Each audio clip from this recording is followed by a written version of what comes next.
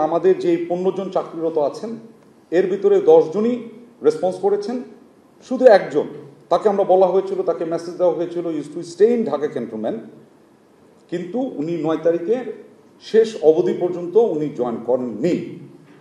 বিধায় 10 তারিখে আমরা তার সাথে আবার যোগাযোগ করার চেষ্টা করি, তার পরিবারের সাথে যোগাযোগ করার চেষ্টা করি এবং যোগাযোগ স্থাপন করি এবং জানতে পারি যে উনি অ্যাকচুয়ালি তার আগের দিন মানে 9 তারিখ সকালে উনি বাসা থেকে বের হয়েছিলেন একটা আইনের সাথে আইন পরামর্শ নেওয়ার জন্য।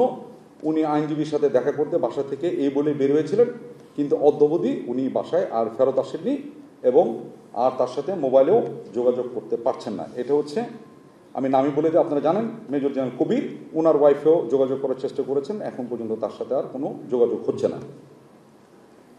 এটার প্রেক্ষিতে আমরা কি করলাম বা আমাদের কি করণীয় ছিল, কি করতে পারছি, এটা সমস্ত ডিপার্টমেন্টের কিছু নিজস্ব এবং এটা দেশের প্রচলিত আইনের ভিতর থেকেই অনেক কিছু আমরা করি। আমাদেরও এরকম আছে, সেটা হচ্ছে যে যখন এরকম কেউ হঠাৎ করে মিসিং হয়ে যায় তখন তাকে আমরা একটা ডিক্লারেশন দিই, আমরা বলি AWOL, মানে absent without leave. This is something illegal leave অথবা ইলিগাল অ্যাবসেন্ট, মানে আপনারা ওই পরিভাষাও বুঝতে পারছেন তো। আমার আর্মি পরিভাষা হচ্ছে AWL, আপনার পরিভাষা হচ্ছে ইলিগাল অ্যাবসেন্ট। ইলিগাল অ্যাবসেন্ট হওয়ার সাথে সাথে আমাদের একটা নিয়ম আছে, সেই অনুযায়ী তাকে আমরা ইলিগাল অ্যাবসেন্ট হিসেবে ঘোষণা করা হয়ে গেছে অফিসিয়ালি। এবং তার এটা ইলিগাল অ্যাবসেন্ট ঘোষণা করার পরে যে প্রসেস যেগুলো আছে, আমাদের কিছু প্রসেস আছে, কোথায় কোথায় ওয়ারেন্ট ইস্যু করতে হবে সেগুলো আমাদের একটা অ্যাপেন্ডিক্স আছে, ওই অনুযায়ী এটা আমাদের সরকারিভাবে আমাদের যে দপ্তর এটার সাথে জড়িত তারাও এটা ইস্যু করেছে। এটা ঘটনা হলো 10 তারিখ। আর আজকে এই জন্য আপনাদেরকে ডাকছি সবচেয়ে কারেন্ট ইনফরমেশন দেওয়ার জন্য, ঠিক আছে? বাকি 10 জনের মধ্যে খালি 10 জন না, 15 জনের মধ্যে একজনকেই শুধু মিসিং, বাকি সবাই জয়েন করেছে, এই হেফাজতে চলে আসছে। 14 জনই আমাদের সেনা হেফাজতে চলে আসছে। আর এলপিআর একজন আছে, সেও আসছে, এলপিআর যে আছে সেও জয়েন করেছে। তো 15 যোগ 1, 15 হচ্ছে অ্যাক্টিভ সার্ভিস, একজন হচ্ছে এলপিআর, এর ভিতরে একজন মিসিং, বাকি সবাই জয়েন করেছে। হ্যাঁ, 15 জন অলরেডি আমাদের সেনা হেফাজতে আল্লাহর মতে সংযুক্ত হয়েছে। এখন আমি যে স্টেটটা দিলাম, এই স্টেটটা আপনাদের দেখার কথা ছিল। আরও কিছু আমরা কাজ করেছি, যেটা বললাম আপনার ইভেন অ্যাপেন্ডিক্স ও বলে একটা কথা আছে, ওইখানে কার কার কাছে এই ওয়ারেন্ট যাবে, পুলিশের, অমুকের, ডিস্ট্রিক্ট অ্যাডমিনিস্ট্রেশন, এরকম একটা লম্বা লিস্ট আছে, ওই অনুযায়ী একটা কাজ চলতেছে।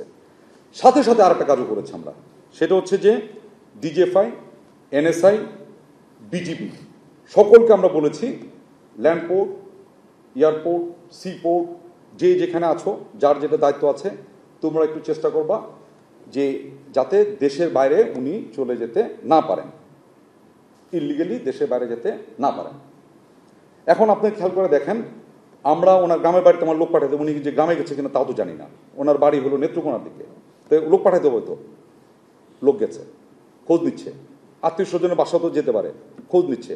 আমরা বললো যে দেশের বাইরে চলে যেতে পারে, এটাও আমরা মাথায় নিচ্ছি, দেশের বাইরে যাবে না বলছি না, ওদিকেও যেরকম খোঁজ নিয়েছি এদিকেও খোঁজ নিচ্ছি।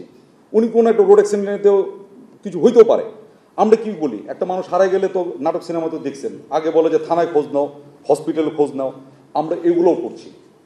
অ্যাট দ্য সেম টাইম দেশের বাইরে যাতে না যেতে পারে, এই জন্য আমি ব্যক্তিগতভাবে ডিজিএনএসআই, বিজিবি এবং ডিজিডিএফআইকে আমি নিজেই ফোন করেছি, নিজেই আমি বলেছি যে, এবং মোবাইল নাম্বারও দিয়েছি, ইত্যাদি ইত্যাদি।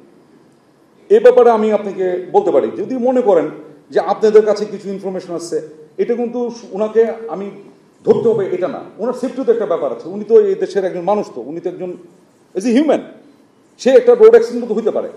আপনারা যদি কোনো প্রকারে যদি মনে করেন যে না, আপনি একটা ইনফরমেশন দিলে আমাদের উপকার হবে তাকে এই করতে, ইউ আর মোস্ট ওয়েলকাম।